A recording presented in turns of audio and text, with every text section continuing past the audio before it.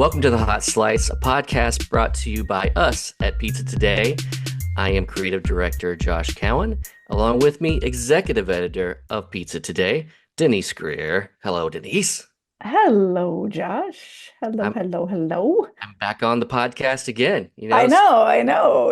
You've actually had some openings in your schedule where I could get you back on the podcast with me. So at some point, you and Jeremy will do a podcast together at some I point don't I again. I don't mean, it's been a long you'll never time. see us both in the same room at the same time. Maybe we're the same person. I don't know. Yeah, you I get guys may called not Jeremy a exist lot, together. and he gets called Yeah, Josh a lot, even yeah, though we've been, working together for 16, 17 years at this point. yeah, That's yeah, I okay though. know. I know what they mean. It all works.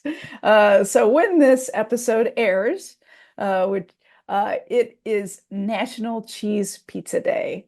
And I value as far as the toppings days, because there's pepperoni pizza day, there's sausage pizza day, there's pizzas with the works, no anchovies day. That's Uh, a new one. I didn't know that one. there is what like there's Detroit Poor pizza anchovies. Poor day. anchovies really always Uh, getting slighted. cheese might be my favorite just because cheese is what we hold. Cheese is the standard to which we hold all other pizzas. And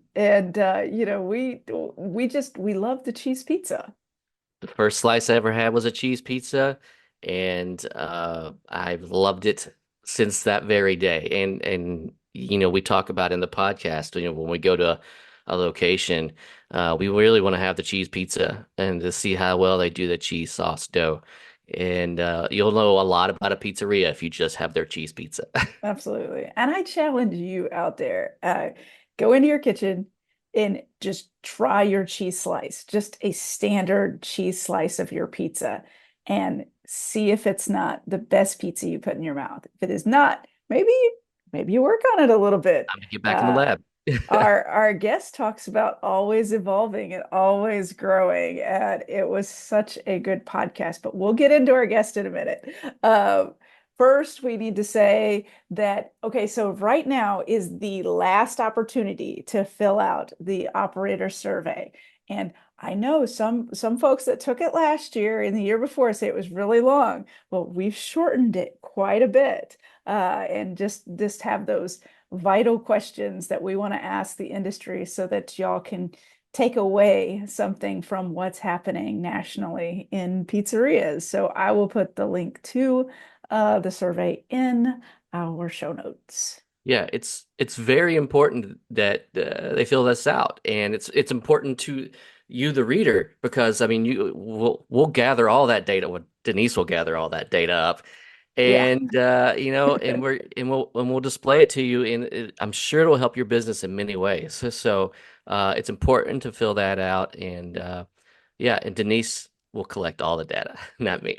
I like how you're like, Denise will do it. Actually, Denise geeks out on this. I love, if you are somebody that loves statistics and just crunching numbers, yeah, you got to get in there and play. And I know there are some operators out there that you're just like me. You like those, you like going into your POS system and getting all of that good stuff and just analyzing it, comparing it to years in the past and looking at comparisons between different things. Like I love it. It's just a lot of fun. To me, opening the program Excel will ruin my day. That's just doing that will ruin my day. I still don't know how to use it, and I probably won't, but that's okay. Anyway, I watch Excel TikToks. oh, There wow. are Excel. Now you will get them on your phone because you heard it hurt you. But there are You're gonna mess Excel up my cheat algorithm here, Denise. There Come on. are Excel cheat TikToks out there that'll show you like how to do things better in Excel. It's wild and I watch it. It's weird. I know. A All different right. planet for me. Let's stop talking about the I'm not boring. gonna tell you about my TikTok algorithm. It's a All little right, let's get into our guest because I absolutely love Frank Kabatas. He is owner operator of East Village Pizza in New York City in Manhattan. And Frank's story is a true American dream story, like true story. He came, got his first job at a pizzeria where he had his first slice of pizza. and didn't speak English, by the way. And now today he is the owner and operator of the first pizzeria he ever worked in. Wow. And not only was that was his first pizzeria, he was fired within a few days of that pizzeria, unjustly, by the way. Uh, Yes, and now a few years, the 5 years later, he comes back to own it. It's such a great story. I'm really excited for you guys to listen to it today. absolutely. Well, let's just jump right in. Performance Food Service is proud to deliver high quality products, innovative technology, and custom operational solutions to restaurants of all sizes across the country. The flagship division of Performance Food Group, with deep roots in the restaurant industry, Performance Food Service has been the exclusive distributor of the Roma family of brands for more than 65 years. This signature relationship has allowed Performance Food Service to become a leader in the pizza and Italian segment of food service nationwide. Hi, I'm Genevieve Ruby, a fifth-generation dairy farmer here in Humboldt County, California. Did you know that 99% of California's dairy farms are family-owned? And we're proud to sustainably produce the milk that goes into quality cheeses you use to create your delicious pizzas. Thanks for helping make California not only America's #1 dairy state, but the leading producer of mozzarella too. We hope you enjoy this podcast. All right, Frank, thanks for joining us today. Thank you. Thank you guys for hosting me. Absolutely. So, this is actually going to air on National Cheese Pizza Day. And I know you have a lot to say about New York style pizza. So let's get into it. Okay. So yeah, actually, before we get into that, I've just recently, come across your story, and I found it amazing that you didn't have a slice of pizza until you moved here in 1997. Is that correct? That's correct. That's Wow. wild, not growing up with pizza and then being in the pizza business. So, what kind of got you to that point? Uh, we, when I get here at 1997, I really didn't know what I was gonna do, but I knew one thing that I had to work. Mhm. I had to work. I got here as an immigrant. So did I think friends or people they actually helped me to find a job, but we couldn't. Uh, I had to work somewhere, but I really didn't know if it was pizza, if it's gonna be a restaurant, if it's gonna be a somewhere factory. We didn't. I didn't know anything. I ended up finding a job at East Village Pizza, which I own right now. I did their Wow. I did their delivery with bike. By the time we didn't have no electric bike, it was only manual bike, which was better. Uh, I worked 6 months and I did delivery, delivering pizza, preparation and cleaning, cleaning the dishes, bathroom, whatever I did for 6 months. And by the way, East Village Pizza is actually my first slice of pizza that I had when I Oh, got Oh, here wow. because I had a mutual friend. I had a mutual friend that he knew the owner. That's how I got the job there. But Yeah. it's not really how, but it was basically it is. So at the first, not the first day, but the second day, I landed from the airport, JFK, and on the second day he took me there. He said, "You should have pizza." Then I did have my first slice of pizza at Isolish Pizza. So I started working there, but somehow I got fired. When I Oh, say, yeah, when I say, hey, it wasn't my fault, but everybody says it wasn't my fault, but it was really not my fault. A preparation guy who actually was responsible from the dough and all the other preparation, he made a mistake on the dough, and then he accused me that I did because uh, he didn't want to get in trouble. yeah. When the owner told me that he's sending me home, and I said, look, it wasn't really my fault because this was happening. He was said, okay, no problem. I know that you didn't do this, but you shouldn't fight with the guy that who you cannot cover when he's not here. So that's why basically I got fired. Wow. so how long was the time between when you got fired and then when you come back to own? Uh, 2003, 1997, about like 5 years, 4.5, 5 years. Yeah, Wow. but Wow. I work hard. Yeah. I work Absolutely. hard. Yeah. Now tell So, us about going from like just working in the restaurant to becoming the owner of the restaurant. How did that transpire? I had a goal. I I I was one of the luckiest people that they got here. I got here and I had a goal. And I don't call myself a smart. I really wasn't. I'm not really a smart guy, but I can see the opportunity that you work and you get it back. If you work 10 hours, Mhm. you get it back. If you work 17 hours, you get it back. So I didn't have money. I come from a poor family. My Mhm. father was working in a factory. Then we got like five brothers, one sister. So basically, I come from a poor family. I have no support from the family. So what should I do? I should support myself to work in a little extra. Then who knows if I'm gonna get a chance to open up my own store, or maybe there is another chance. But I knew that I had to work and make some money put on the side so I can see my future that what I can do. That's why when I got fired from East Village Pizza, I went to West Village to find a job. By the way, first 1 year I really did not speak English. Mhm. Uh, Barely I speak English. When I went to look for a job at West Village, I asked John that I need a job. Mhm. He said back to me, okay, come here. I need someone you can work with me, but I didn't understand because he speaks so fast. If he was a little slow, I would understand. And then he held my arm. He took me behind the counter. He gave me an apron. He said, start working. That's how I start working. That's how I actually went to learn how to make pizza. That's my first place how I learned to make pizza because East Village Pizza, I didn't get a chance to touch the dough. Mhm. I worked there for about like 12 hours a day. And then I start going to school. Since I find a job, I had to go to school because I knew one thing that I had to learn English to stand on my foot. Yeah. 1.5 year, I went to Long Island University on DeKalb Avenue in Brooklyn for English second language. And I worked 12 hours at the pizzeria that for 5 hours school, 12 hours pizzeria, that makes 17 hours. And I had 1 hour commute to go home. I used to live in Avenue J and Mhm.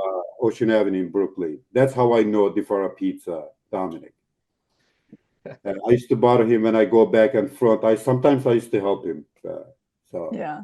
it's a great place to learn. it Yeah. is. I learned from him, but I helped him because he was like he should. He was sometimes he was yelling at me, "Why you looking at me? Just come and help." Because when he gets busy, so that's Mhm. how But I of course learned a passion from him just by Mhm. watching him from the window. I learned his passion because his body moves was telling me that he loves what he's doing. Yeah. And is that when you kind of started falling in love with pizza and knew that's right? I could say I really didn't know, but I could say yes. But I could say yes. But my background has nothing to do with pizza. When I start, I had to start from somewhere, and I choose Mhm. pizza. Why? Yeah. But what I did is I took it from there. When I started working in a pizzeria, I always think I'm gonna learn how to make pizza. I'm gonna make how to make dough, sauce, all the ingredients what I need, and I'm gonna learn how to make pizza. Then that's what I did. Absolutely. Well, going into you're in one of the most competitive pizza markets in the world, In what are Manhattan. you doing to stay competitive there in New York City? I work hard, that's Yeah. for sure, but working hard is not gonna help you much. It's gonna help you, but it's not. You have to work smart. You have to Yeah. know what you are doing in your business. If you need to use your social media, you have to use your social media. If you need to do a marketing, you have to know marketing. That's how I learned.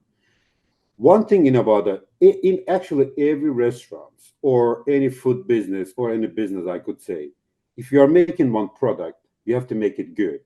Yeah. But the most important thing, you have to know how to sell it. Yeah. If you don't know how to sell it, even though you're making a gold pizza, it's not going to help you. It's going to stay there. So you have to know how to reach people. That's what I learned. you should reach people. Especially, I know my community. How can I reach people? If I need to go to by door to door, I did. At 2000, from 2003 to 2010, I go door to door. But now door to door is not working. The Mhm. printing menu is not working anymore because people doesn't want to read printing paper. But now what happens? It went back to a social media.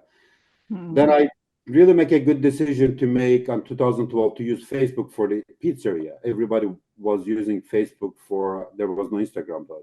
2011, 12, end of 12, there was Instagram. So people was using it for personal, but I did use it for pizza. I shared pizza. Mhm. That's how I start. That's what I did for staying in Manhattan, which is, as you said, it's there is a lot of pizzeria. That's the running there is hard, but this is what I did. You have 1.7 million followers on Instagram. So I think that's the most I've seen of any pizzeria. What do you contribute to, like, how did you gain that audience? I And don't have personal Instagram. I don't have personal Instagram. I don't use personal Instagram. All my effort goes to my you, business Instagram. right. So yeah, how did that build to At 1.7 million? That's crazy. At 2012, I started on Instagram. End of 2012, I Oh, believe, wow. when Instagram was on, and there was no video. There was only photos that you could post. I did post photo of pizzas that I made, and my friends were laughing at me. You should. This is Instagram. That's a personal spot. You should do. You should do your personal photos. I don't know why I didn't, but I want, like, people sees me already. My friends that I added on my Instagram, they already know me. Like, they can see me every day. They can see me every month, every year. Like, why I should show them my personal photos? I have a Mhm. chance to show them what I made. Yeah. Yeah. That's what I start posting pizza picture every day or every other day, and I get feedback, and Yeah. people go like, "Wow, I didn't know you make this pizza. I didn't make you make this. I didn't know you make garlic nuts. I didn't know you make calzone."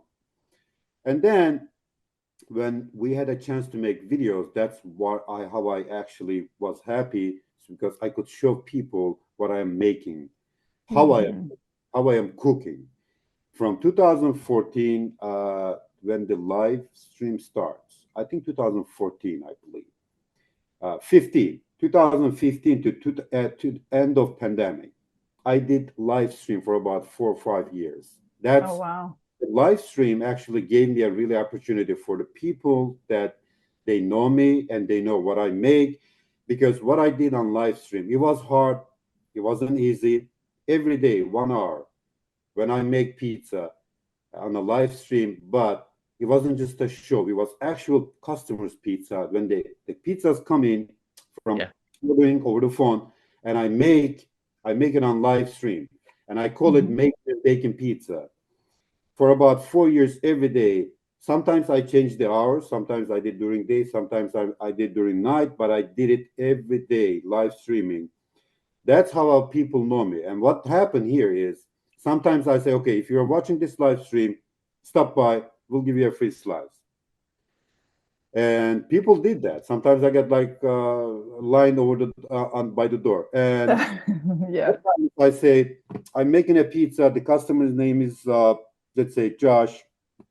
Josh, I'm making your pizza and I'm making it half and half pepperoni. You sure you want to half pepperoni? Let's make it half buffalo chicken, half pepperoni. It's on the house. And he calls back and he say, just do it. It's, Oh, that's fun. I make Awesome. it fun. I make it Very fun. interactive. Yeah. Just like directly interacting with the customer, and they can watch me making their pizza. Mhm. And Awesome. if he can get in live stream, on the live stream, he say, I need more cheese. Please add more cheese. I will do it for free. If he can't Yeah. get on live stream, he just called me. How I actually start. And one thing, when I make the videos for pizzas, there was not much videos for pizza. All the medias, they actually shared it. One or two videos actually I made probably went like millions of watching all over the world. So yeah, Wow. it just sounds like just consistency, which is always the best thing, when growing a social media, a quality Definitely, social media. And you definitely. get tired. Yeah. You get tired. You get bored. You're like, I don't want to do it again, but you have to push yourself to do it because you get it back. Yeah. Absolutely. Well, so since it's National Cheese Day today, well, not today, tomorrow when this airs, let's what do you think is the perfect pizza slice, the perfect New York slice? Like to you, when you're making pizza, what is that? I always counted on three things: dough, of course, sauce. This probably hear it from everybody, and the cheese, but not Hmm. that oven. The common cheese that say they sell at wholesale in New York, it's good cheese for pizza. Some of them are really good, but the one that I use is really good cheese. It's a really good product. But any cheese that comes from the market, that would do the cheese job. So I Hmm. change it to dough, sauce, and the oven. The minimum and maximum cooking time, the dough and the sauce you're using and the cheese, minimum and maximum cooking time is very important. If you cook more, it's gonna burn. If you cook less, it's gonna stay uncooked or low. So that timing is the most important thing for a great pizza. I don't Hmm. want to go through like ingredients. You use the best. You could make really good pizza from an average uh, market product, but your oven is most important thing. That whatever you are doing, just use a good oven and also know what kind oven you should use for the hydration level of your dough. Hmm. Your dough is important because if your dough needs to cook 20 minutes and if you're cooking your pizza 15 minutes, there's something wrong there. Either the dough is not going to cook. The cheese could melt, but the dough is not going to cook. So dough, sauce, and the minimum and maximum cooking time means your oven is very important to have a great pizza slice. And cheese slice, of course. I'm talking about only the plain slice. That's Yeah. if a pizzeria is making a good cheese slice, don't hesitate to go there. But if they don't make a good cheese slice, if they are making a something gold, I hesitate to go there. Right. Yeah. If you can't get the cheese slice right, you're probably not going to get anything Yeah. right. So Exactly. that's Yeah. exactly what we do when we go to places. We get the cheese slice and Yeah. just take it from there. Right. Like I make margarita pizza. It's not cheese slice. It has like basil, Hmm. fresh mozzarella, pecorino romano, 6 to 8 months, 8 months old. I call it myself, but that's a different thing. That's margarita pizza. People really like it. But my most selling pizza. But still, if I'm not making good cheese pizza, I would hesitate myself. Absolutely. Um, you're kind of known for kind of getting out of going into these viral dishes, like your garlic knots. People love watching you do those, and then like your double stacked pizza. What are you playing with right now? Like, are you working on any different styles or I any pizzas right now? I at the moment there is nothing that I'm gonna do it like today or tomorrow, but I need time for it to make it out. I have something in my mind, but I don't want to mention right now because I'm Okay. not sure what's gonna be. But I can't make pizza. One day I get up, I had a dream, I'm making double stack pizza. It's not that. I am in the kitchen. Like Yeah. that's how I make the double stack pizza. I'm in the kitchen. I work. I tried this, I tried that, I tried this, I tried that, and one day I was like, okay, I'll try this. After I make the double stack pizza, I make a couple changes. Then how becomes a double stack pizza? So I need time, spending time in the kitchen. I really didn't make a decision. I'm gonna make a double stack pizza. How should I make it? No, I was in the kitchen. I worked. I played with. That's why I. That's this. That's how I cook. I play with my dough.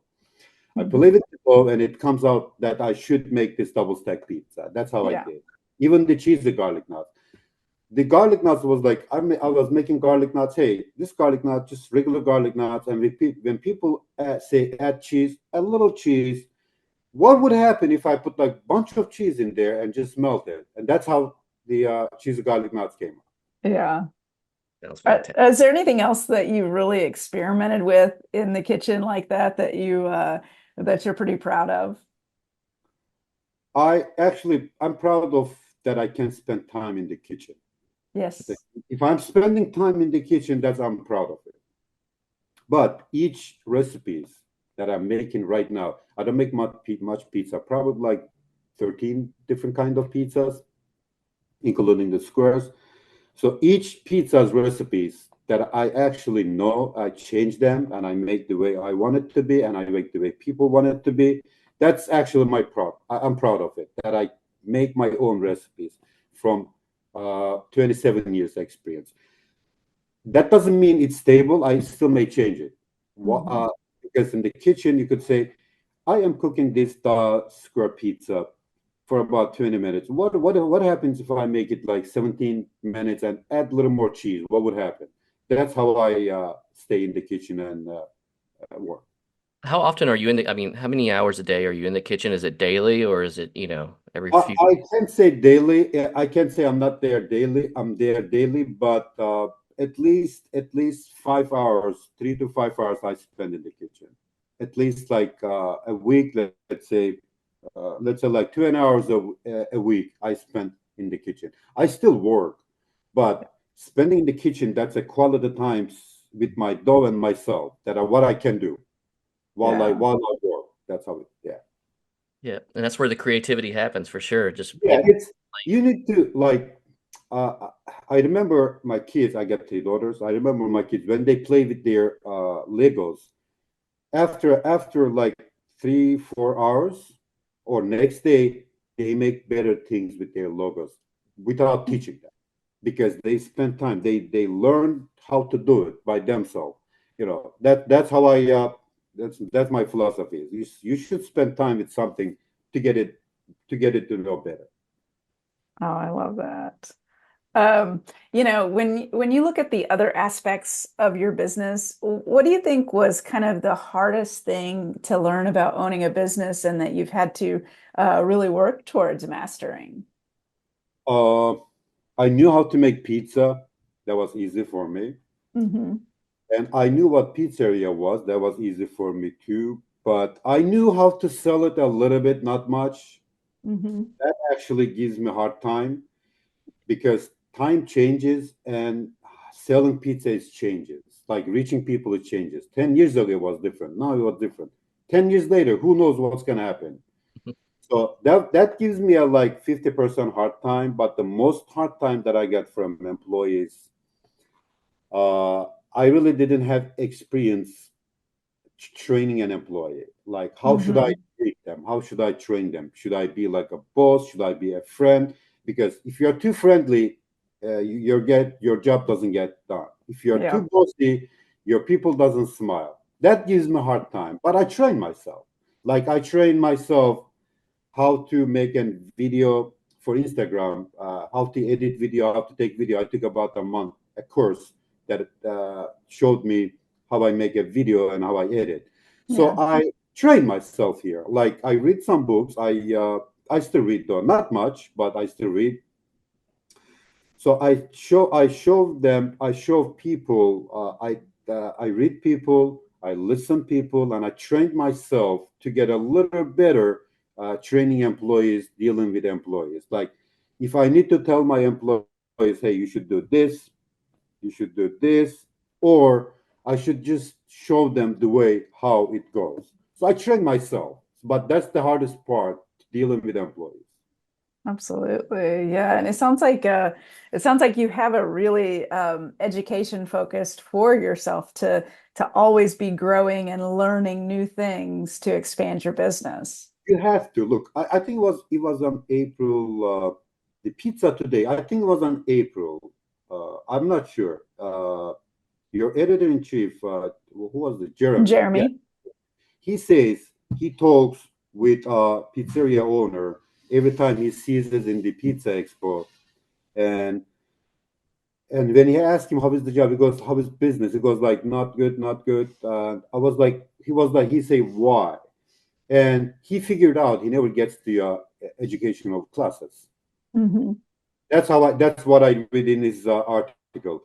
he figured out like this guy never listened the educational classes that's happening in the Pizza Expo. Yeah. And then he told him, that's a long story probably, he told him, just go there and listen. You have to educate yourself. Mhm. Don't think that you're just, people think, I'm just a pizza guy. You're living a life. You just like do it better or better or better or better what you are doing. If you read, I'm not saying read 24 hours, but at Hmm. least you have something that like I follow pizza today. Hmm. I read what's happening. It sometimes gives me an idea, actually an educational idea that I could fit myself. That's how it is. You have to educate yourself. Either you're a professor at a university, either you're a pizza guy in a uh, in a pizzeria, or either just a regular guy in the world. Like educating yourself is not gonna lose anything. Yeah. I agree. I agree. I'll end it on this. What's something that you hope to either learn or do within the next, say, year? What are you hoping to take under your wing? That's a hard question. No, right? I want to make better pizza. Yeah. Yeah, I want to make better pizza because pizza is never like better. You make change it, you make it better, you make it better, and next year you make it better. I could say that I want to make a better pizza. All day. I love it. And I I also like I've heard you in an interview say, the gentleman asked you why you don't say you have the best pizza, and I loved your answer to that. Oh, thank you. I don't say I make best pizza. I never said that. I make good, simple pizza, and I like people to say, and I like hearing critics about my pizza. Some people they get irritated because they really work hard. They want to hear good things. I get critics either bad or good. I like listening, so I can change things. Yeah, Yeah. Especially, I like to hear the bad the critics. Like they don't like it. They find something. They find, hey, you should do this. You should do this. But I listen. I yeah, don't Hmm. do what they said, but I listen. So I get it to myself. If I change here, if I change here. Yeah. that's great. Always That evolve. I love that. I love that. Well, thank you so much, Frank, for coming on the show and talking to us. I gleaned so much from what you've had to say, and I know a lot of our operators will be excited to hear about it. And Been a thank you pleasure. guys for having me. It was great. Thanks, Frank. Have a great day. Thank you, Josh. Have a good day, Dennis. Okay, take care.